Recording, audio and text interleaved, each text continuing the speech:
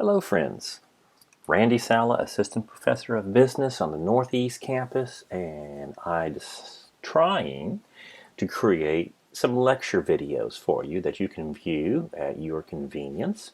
Since we're not in class, I'm using my PowerPoints that we would normally go over, and hopefully just giving you a little better idea of the amazing subject of marketing.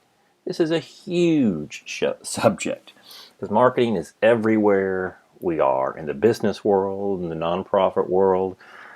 Everything that needs to be communicated literally comes through the marketing channels. And this is an overview course. Okay, it is a principles course. What we're going to look at is how to analyze the business and marketing environment. And friends, marketing creates value. Okay, there's many definitions and concepts of marketing, but I think creating value is huge, certainly in today's world and where we are today in the midst of global catastrophe of this pandemic. Those businesses that can survive and will survive for the next decade will have to create amazing value for their customers, and they may have to recreate it and redefine themselves. So, also, we want to look at marketing models, all right? We're going to look at a situation analysis for an organization that comprises of your environments like politics, competition, economy, social, cultural, technology, and of course you have the business and you've got the marketing mix. So trying to unpack a very, very broad course. If you like psychology, if you like sociology, I think you might like to major in marketing because marketing is the application of sociology and psychology. Why do we buy? There is tremendous psychology behind the purchase. And how fast do you buy? When do you purchase?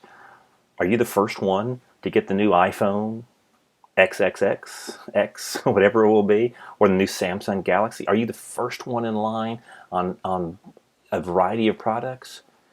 As a marketer, as a business owner, you certainly would like to know, who do I reach first and who's going to be the opinion leaders? But again, why do we buy? When do we buy? A lot of psychology and sociology behind that. I think the key here, if I were to ask students to define marketing, we'd get a lot of definitions, and that's okay. Again, it's a broad subject. It encompasses so much. But I think advertising comes in a lot. Oh, that's advertising and sales, right? Well, they are a huge part of marketing. But the biggest point, one of the key points of this course is that I hope we all understand is a target market. You see the target right there.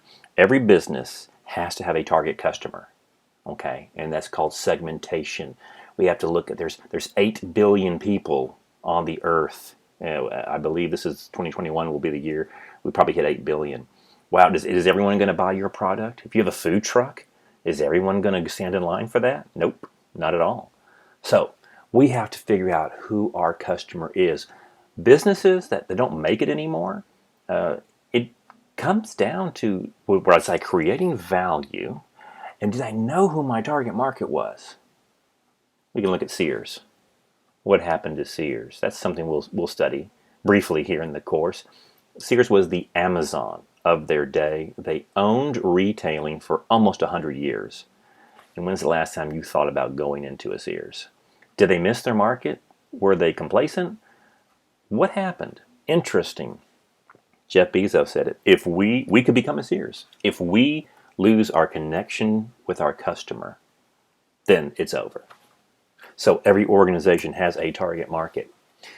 We will look at some strategy. I have a case for you to develop a marketing plan for a small business. And friends, if you have a small business, a side business, I love side businesses. If you have something, you can certainly use your idea and you'll just follow my project, okay? And you'll follow and just put your information in there.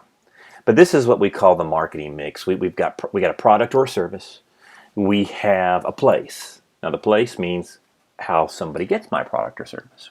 Could be online, could be retail store. I could be providing the service at your home. You could be coming to the service. I mean, how do we get that? What's the price? Price is huge. Price is under the marketing mix. What do we charge for it? Is it going to be profitable? Well, it better be. Better be. And promotion. Now, this is where advertising comes into promotion, sales. How do we get and communicate our brand to our target market? And there's a fifth P. Now, it's usually not in books. Sometimes it should be. It's coming into it. People, you, me. You are the face of the organization that you will work for. There is no better marketing than the person, in my opinion. You know, if we were in class, I should say a lecture class, and you saw me, and now you see my picture, so you can look at me there. I'm the face of TCC to you. Okay, you are the face of your organization, your small business, whatever it is. That is a huge part of marketing. Because how many times you've been upset and someone's treated you rudely, and you've said, "Hey, I'm never going back to this place again. I don't care if it was good or bad. I mean, obviously it's good, but if I was treated and I didn't feel good, I'll go somewhere else." We never, ever want to confuse our target market, our customer.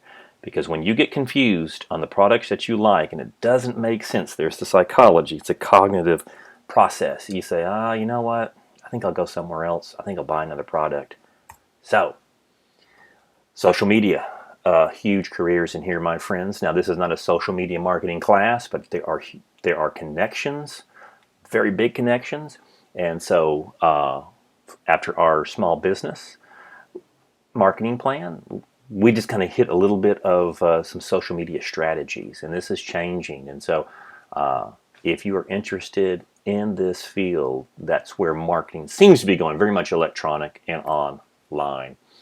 Real quickly, these are the books. It's one book. It's Marketing and Introduction by Gary Armstrong and Philip Kotler. Hopefully, you've received my emails and you've read through the syllabus and you've ordered your copy. Again, an older edition is perfectly fine.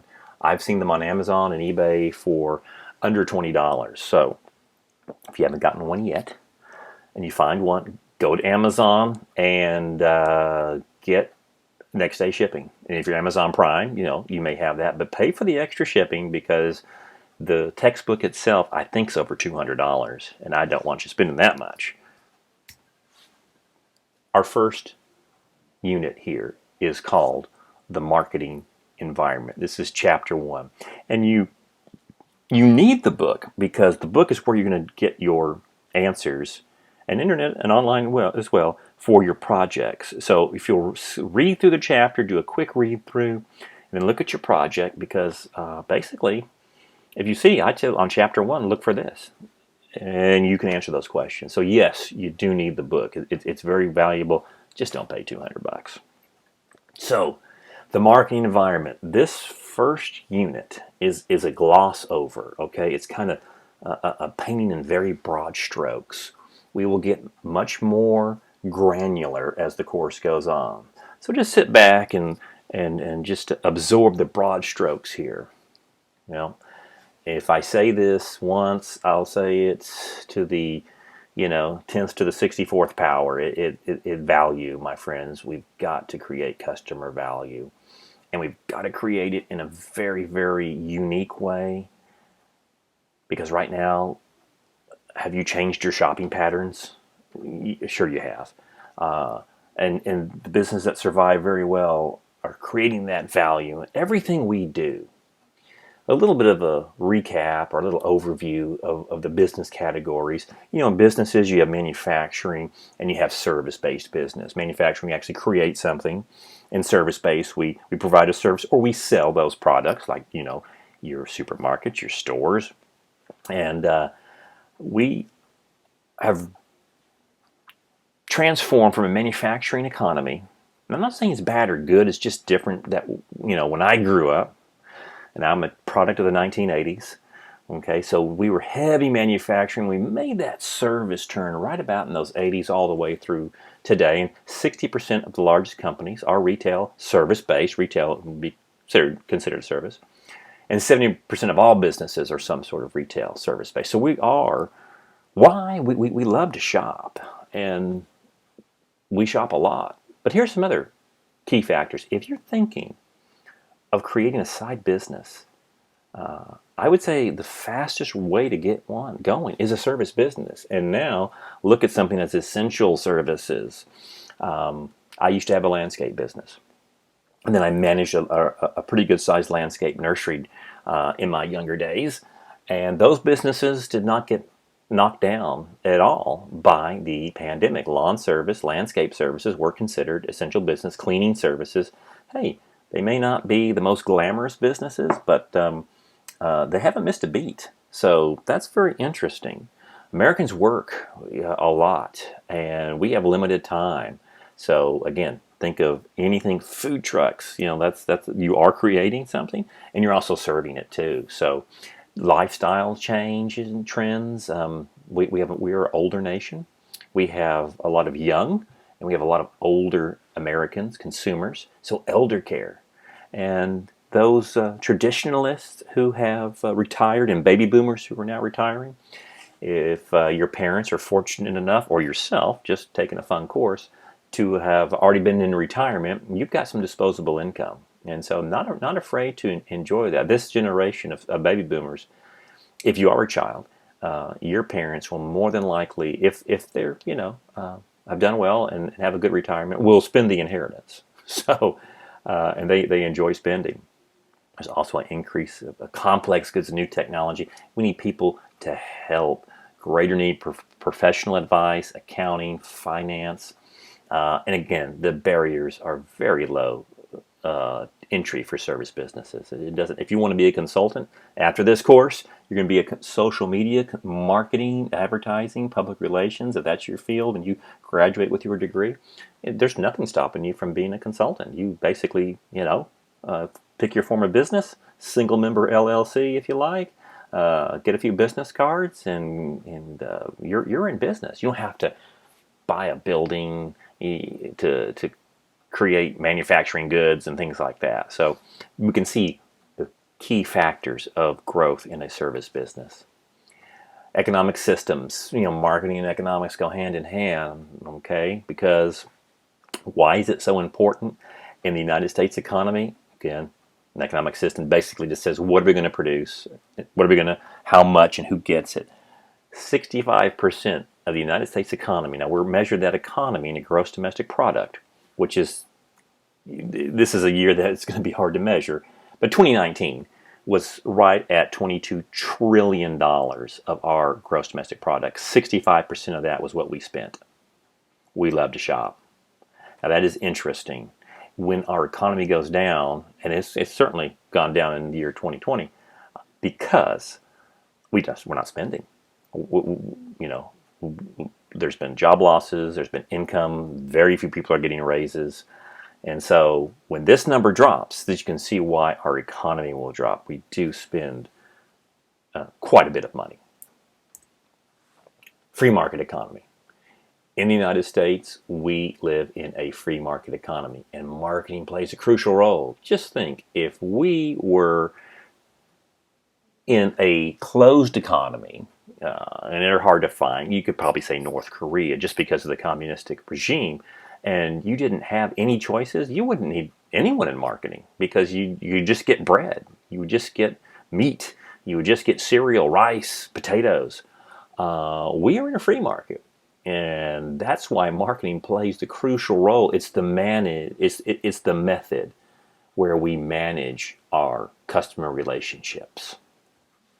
So, let's get a definition of marketing, a working definition, and we're not going to be set to one. Philip Kotler, one of the authors of the book, is considered to be one of the gurus. He's been writing books since the 1960s.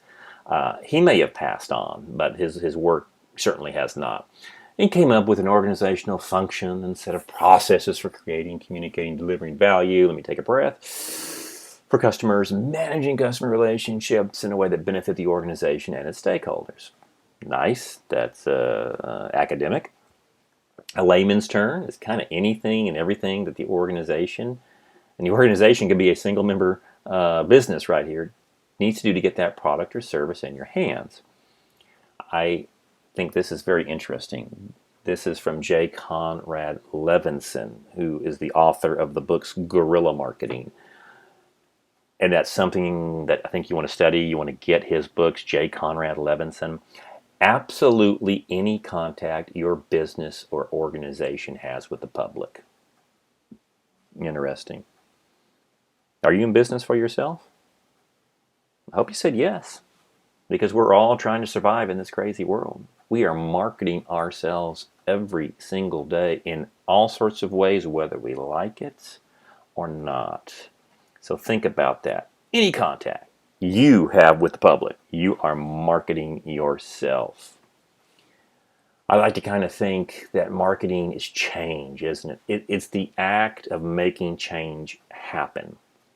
You want to change the boss's mind for your project, for a raise. You got to do some marketing, don't you? You want to change the demand, all right, for your product or service. If I come out with a new product or a new service, all right, if I try to get my landscape business back up and running, I'm going to have to I'm going to get new customers, or I'm going to have to ask other customers to switch from the service they're already having. Now that's a lot. I never want to trivialize the amount of work you have to do in sales or in marketing, because it's easy to say, yeah, go grab new customers, man, you got it. It's asking a lot. People inherently don't like change. The majority of people don't. So it's when you're set in your ways and you're comfortable, and again, it's brain cognition. You don't want to have to change those set of neurons. We like, to be in a homeostasis brain waves. So I got to change. There's risk that I got to use the product differently. I may not even know how to use some of these new products that are coming out. I have to adapt to something new. And of course, because we do become victims of our own success. This is working for me, and it may not be the best, but it works really well, and I kind of like it. So I don't want to have to do that. So making change happen, not easy. There's our value. Of course, we've got to create those value for customers, building the relationships. And that's the part of marketing that we are in. I guess you would say the era, not I guess. It is the era we are in. It is a customer relationship. I have to attract new people, but I can't get a couple of customers once and say, okay, great, I'll see you later. I'll just go find some other ones. I have to grow my customers, and I have to maintain those relationship retention, customer retention. Huge part of marketing, why the relationships are so important and why we have to be so engaging. The meaning is clear. Again, J. Conrad Levinson. Marketing includes, this definition, is the name of your business, of your idea, of your service, the packaging, the location, how that customer gets that product or service, color, shape, size, advertising, website, the service, the sales training you provide. Oh my gosh, someday, and I hope you will be, as future executives and managers, you will put the money into customer service training and sales training for your employees, because again, we are the backbone of that organization and we represent it every single day. Your Twitter account, hey, your digital footprint right now, my friends. Do not think that companies don't look at that when they're in the hiring process. It's kind of a double-edged sword, because they want to see something, but boy, they can go look at everything. So be careful of that. The voicemail message, I don't know if anyone uses a phone to talk, but hey dude, you can't reach me right now. Probably not the best voicemail message, certainly when you are trying to find a job. The text message, the email signature, the ability to meet market demands, the changes in the market, passion you bring to your business. It's very comprehensive, isn't it? Back in the day, traditional marketing was more of just sales. This is why we think marketing is just simply sales, because there wasn't a whole lot of competition, and certainly the United States was just trading within itself. We didn't have a global market to contend with, and so we sold like nothing else. Okay, there's abundance of stuff, and of course you had the three big hits here. You had mass media, it was TV, radio, and print. You could churn that out all day. Social media, what? No way. And of course, there was also, and the other part was the personal sales. So the salesperson.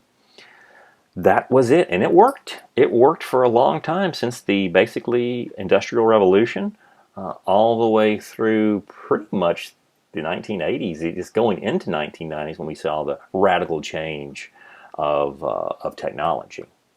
Now today, it's different, and it's good, and it's certainly great for someone who wants to get in this field.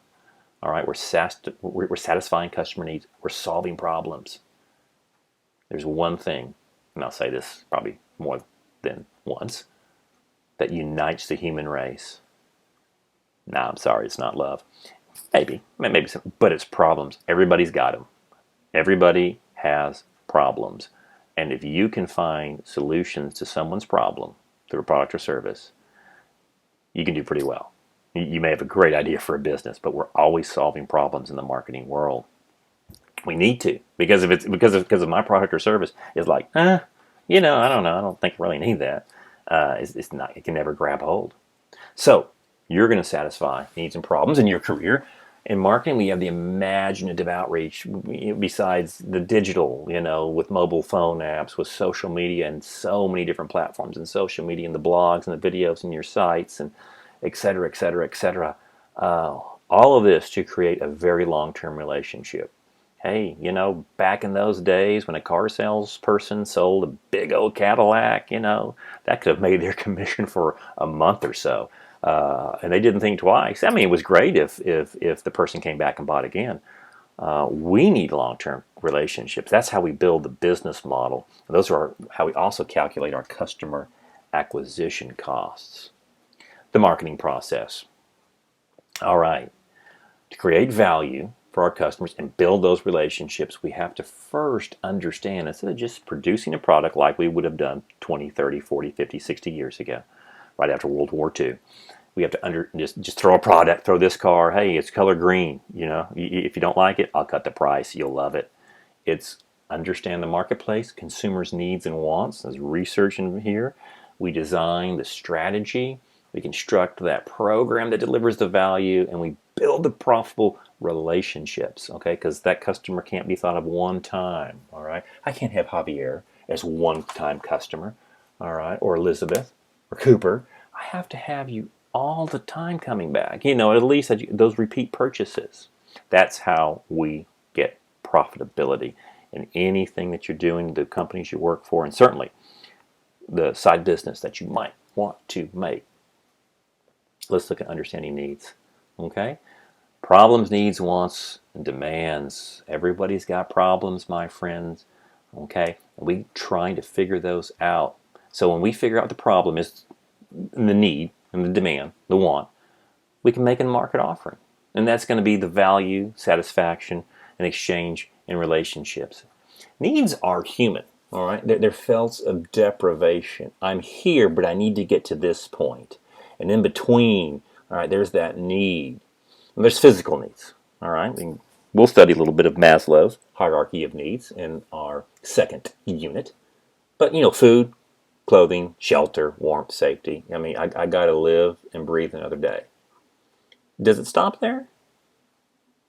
Once we have that, and according to Maslow, most industrial psychologists, then we have social needs. Yeah, we want to belong. It's deep in our DNA. We want to belong and to have affection. Again, the psychology and the sociology plays right into marketing so well. Individual and psychological needs, and it goes up. Self-expression. These are the most powerful, by the way. Physiological needs, obviously, got to have them, but we don't stop. The most powerful needs that we can solve are generally psychological. So, very interesting. Now, there's needs, wants. What's the difference between a need and a want? Well, let's see. I used to have a great 50-year-old Toyota Corolla, and that car ran like a top. It was old, but it saved my life in a car accident, and I think it was 2016. I was driving to the Northeast campus, and someone on Harwood Road basically flipped lanes, came into the oncoming traffic, and I just, you think you can react, and in 2 seconds, the person basically traveled almost 300 feet at 60 miles an hour. And that car, I turned enough to, and it absorbed the blow and took the other car, which was a pretty big Nissan Pathfinder. It was the Xteris. That was a big one. And flipped and basically pushed, it just, did a semicircle. And that was a great car. I'd still be driving it.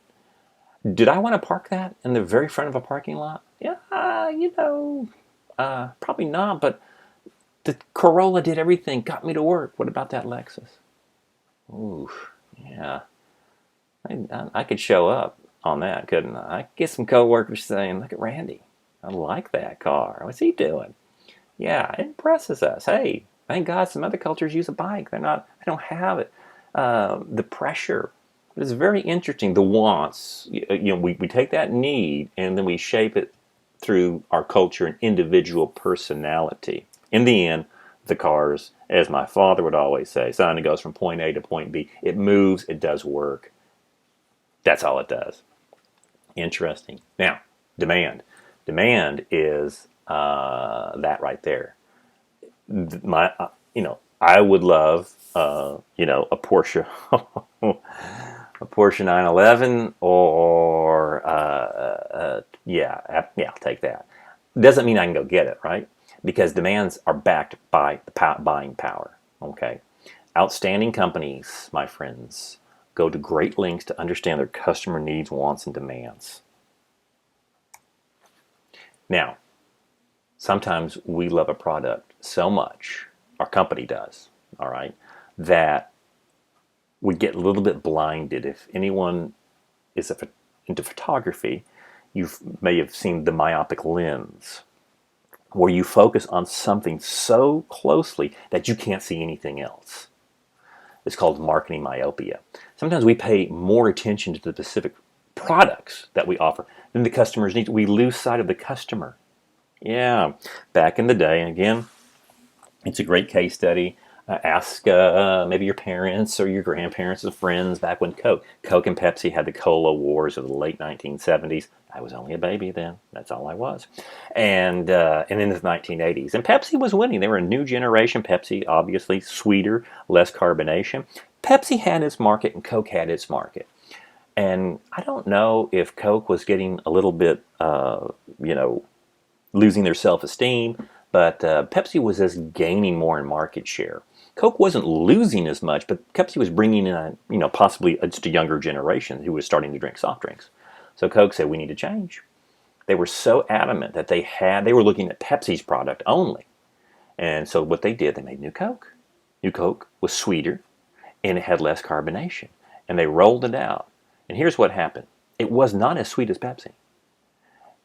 And Pepsi drinkers said, it's really not what I'm a Pepsi person. Coke drinkers went ballistic. We were so mad because they said, we like the carbonation and we don't like it that sweet. It was great publicity in the end for Coca-Cola.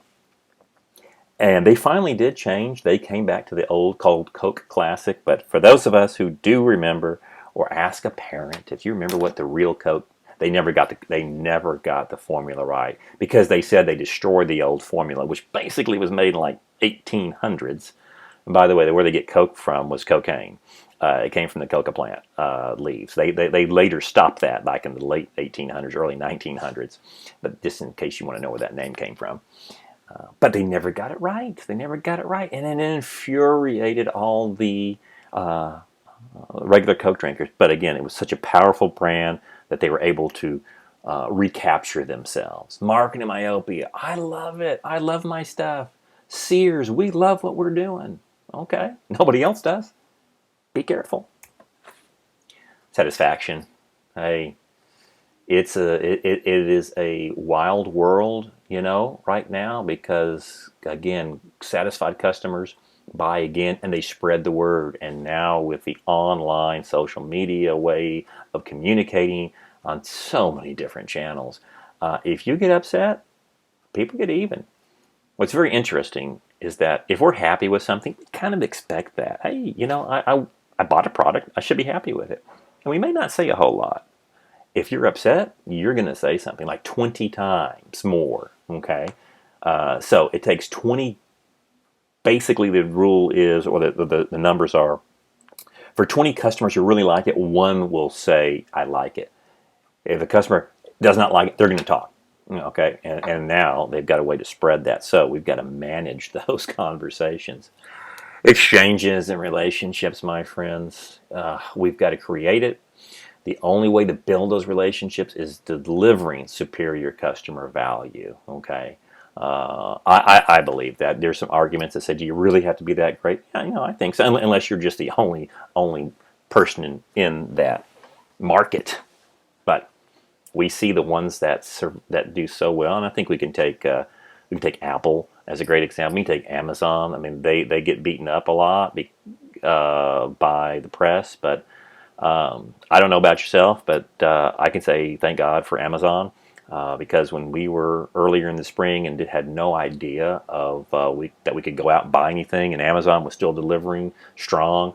Uh, I know they made tons of money, but I'm thankful that I was able to get the things I needed from them, and eBay and other items. So, because it was very, very great value. Obviously, when you can order something in the morning and get it to you by noon, crazy, crazy.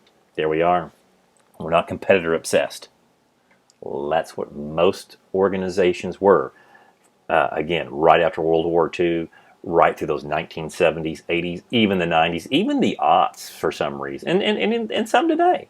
You know, we're customer obsessed. That's Amazon. We start with the customer and work backwards, and that's always been Bezos. Love him or not love him, he is one of the richest guy in the world. I think he and his wife now have split that up, but still, that has been their motto since he literally quit his job in the early 1990s in Wall Street. Nobody was listening to him. He said, I think this thing called the internet is going to take off, and we really need to build and design businesses around that. And he didn't get the traction he wanted, so he left Wall Street, went home to his parents' house. I believe it was in Seattle, Washington, or Tacoma, and near Microsoft, and worked out of his father's garage, he and his wife, for many years. So don't think Amazon started huge. You can work out of your garage. Hey, Apple, same way. And Steve Wozniak and Steve Jobs, out of Steve Jobs' father's garage for about 3 or 4 years, they worked out of there, where venture capitalists were coming in and looking at their design. And finally, they got to go to hit big time. But it can start small. So I hope all of you have that great success. Remain competitive. It's the experience, not just a service. It's like, yeah, customer service. Okay, you said thank you, great. It's like, wow, there is an experience there. Starbucks is that experience that you have with an organization, or the experience you have with the brand. That is what we are looking at. University of North Texas. If this is starting to excite you, man, I'm getting excited. And I love this degree. It's brand new. It is a Bachelor's of Science in the Customer Experience. So it's marketing, business. It's at University of North Texas. I had a student who's in my class, and she's going there, and we looked at it, and I love the coursework, of it. So again, it's how to manage and create the customer experience, and we're seeing positions in that the customer experience, coordinator. So on all sorts of different degrees, or vice president of the customer experience. Markets. All right, set of all. We're going to define this much more as we go on. So, real quickly, the set of all actual and potential buyers of a product or service. Now, we're going to look at the consumer market here. There are two markets, two major markets: the B2C, business to consumer, and the B2B. Now, there's business to business, and there are specific courses for those of you who go on for your bachelor's degree, that just in business to business marketing, which is a great career, my friends. You're selling to other organizations. But for the prospect of this course, we're 90% or 95% look at the consumer market. We search for products, we interact with them, and we make the purchase. As she is looking at this, as she is right in here looking at her products, do you think that these products pay, is it happenstance, which is just luck that they got at her eye level versus being right down here? Or do you think they had to pay something for it? Absolutely. Slotting fees.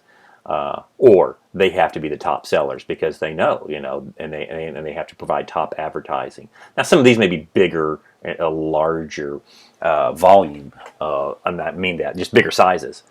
But to get in your eye space, that eye level space right at that 4 to 5 foot range, next time, you go through a supermarket. Of course, I haven't been to one in 6 months. I just buy online and let it ship. But if next time you go, walk fast, be safe. But you'll see national brands there. You'll see the brands, and not always, but at least 90% of the time, you're going to see ones, or you could see some of their own store brands because they're trying to push that product. We want to get to that consumer. Also, in the supermarket, in the store, it's called the last mile, so to speak. That's where about 70% of the decision making is done at that product eye level, as well as how the packaging looks. Design the customer strategy. All right, once we understand it, now we got to figure out who we're going to serve. Okay, we've got our product, we've got our service.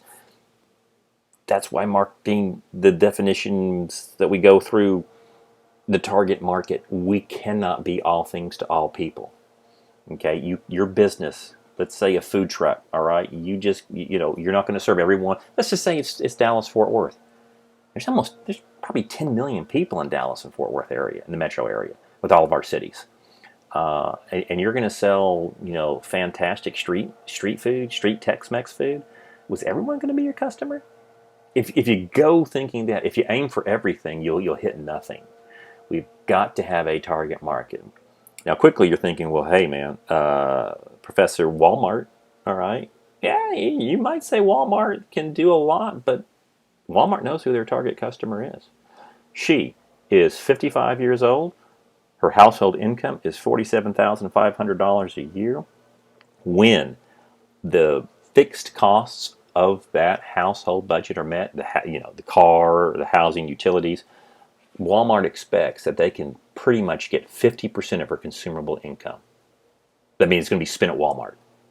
So now, I'm not in that demographic. Could they say, no, sir, you can't come in? No.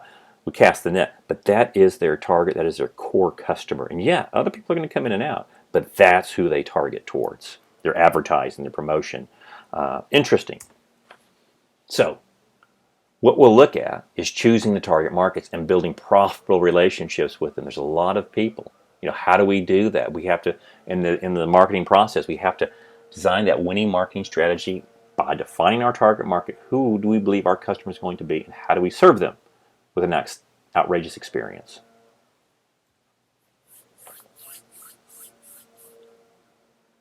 Value proposition. BMW. For decades, their tagline has been, we only make one thing, the ultimate driving machine, as their competitive advantage. For years, it has been the #1 luxury sports car in the United States as far as leases and sales go on a yearly basis. Toyota Corolla. Can we say the same thing? No, but you can say this car will take a beating. You probably own a BMW. You may need a Toyota Corolla because when your BMW is in the shop getting fixed, you're going to need something else to drive. Great value, great reliability. That has been the Toyota Corolla standard for literally decades. Again, car, we all need one, certainly in the state of Texas. Going for different targets, different groups right in here. Designing that strategy, the marketing concept, again, another Philip Kotler innovation or term. That is basically, we were looking at the production concept for so long. Again, when we look at history, we in the history of America, we've got the Industrial Revolution, which was right after the Civil War. But really, the modernization came after World War II, and how this nation just became so huge, so powerful in terms of economics. And we were looking at just production. Hey, just produce it. You build it, someone's going to buy it. And Philip Kotler and others came up with a marketing concept. Says, no, we really need to look at our customers and the services that they have and that satisfy their needs and their desires. And so, layman's term here is the organization needs to be market driven. We're solving customer problems and creating those long-term relationships. So we have the marketing mix, and again, broad strokes here. we have the product, we have the service, we have the price, place, promotion, people. Each piece must complement each other. When we look at that Lexus, we understand the product or service. Lexus has been the relentless pursuit of perfection. We know it is a very well-made luxury sports car. The price, does it match? You don't find a Lexus, a brand new one, for under $10,000. You don't find one for under 20. I mean, you're left in the 30 plus real quickly range. The place, if you're to buy a Lexus, you're going to see them in Dallas, near Highland Park, Audubon, Fort Worth, South Lake, Plano, etc. And the people, Lexus hires college graduates. Their sales force, very well educated, very well trained. Between their engineers, each piece complements each other. Again, when they don't complement each other, when you get confused, your brain, my friends, wants to not be in confusion. It says, okay, I need to go somewhere else because I'm too confused and I'm going for another product or service. So it has to be very synergistic and complement each other. Customer loyalty, why so important? Well, it's the most important concept of modern marketing. Again, we have Gabrielle, Camilla, Jesus, all right? They're Sewell obsessed customers. If you want to read the books on customer excellence and experience, just look what the Sewell family and corporation has done in Dallas. They've been serving since 1911. It was Sewell Cadillac. Now it's Lexus. They have a variety of dealerships of cars that they represent. They know creating a lifetime. People who buy from Sewell, this little picture in here with the aquarium, that's the waiting room in their service department. How many of us have had to go to a service department inside of a dealership? And you're basically hearing everything that goes on, even the cursing from some of the mechanics to the cars back and forth. People drive for 4 or 5 hours just to come to Sewell to get their car an oil change. Doesn't make any sense, does it? People love it. Here's what Sewell believes: that your lifetime value. Okay, so Camilla, Rebecca, Jesus, and your lifetime value is $600,000. We don't sell you one car. We're selling you $600,000 over your lifetime, because people come back and they come back and they come back, and their families come back, and they have friends that just don't stop talking about the service they have. It's so great. That's how important, my friends, as you build your business, as you build your career, why customer loyalty? Okay? Hey, I'm not in there for that Starbucks cup of coffee. If whatever your management is, and you have an employee, don't view me as a $5 white chocolate mocha one-time hit. Starbucks will say you're $15,000 per person. Now, I may have already spent that at Starbucks, but the Starbucks loyal customer, loyalty, it's the lifeblood. And defections are costly, and customers do get mad, and we cannot have that happen. Now, we'll talk about some of this as well. Sometimes that customer you just don't want, but if it's a loyal customer, we cannot have them mad. The engagement, making the brand so meaningful, part of our conversations. Yes, that's where you can come in as an online digital content. We don't offer it, of course, but what we're seeing is a content director, coordinator of digital storytelling. And you can find some of these courses online with some private organizations like Coursera. But it's a combination, my friends, of good writing. Now, we do have some very good writing courses. Those are in communication, media writing. You would actually write for the Collegian. That's a great course to take if this is something that you want to do. You really want to major in communication, not marketing. You just do. But you want to take some film classes. You want to take photography and editing classes, and of course the writing. It's that digital. It's the stories that we tell. That's when we think about it. We think about, wow, how come that company is not doing well? Well, I'd like to say, okay, what stories are you telling? All right, we'll take Sears. What stories were they telling the last 25 years? I have no idea. What story was Amazon telling? Easy. From A to Z, we've got it. And we'll get it to you soon, if not by tonight. What stories? The customer engagement. And again, we're seeing this through on the social media. You know, it's not just posting, it's engaging with the customer back and forth. So I think there's some interesting careers out there for you. Continuous improvements to shape our brand conversations. Yes, the landscape's changing. It has changed dramatically in the last 10 years and probably the last 5 years. Economic development environment is changing. We're in a strange time right now, aren't we? Yeah. It's not going to be going back to a normality of 2019, of pre-2019. Personally, I don't see it. We're creating a new normal. And so it could be a very exciting time to do that. So there's growth. There's a lot of growth for property. There's rapid globalization, and there's more call for ethics and responsibility. Yeah, definitely. So this landscape is changing. This was a quick chapter overview. I think you can go and start back and answering your questions, okay, for that first assignment, chapter 1. I hope during this time you're able to do something fun, my friends. And so my thing is fishing.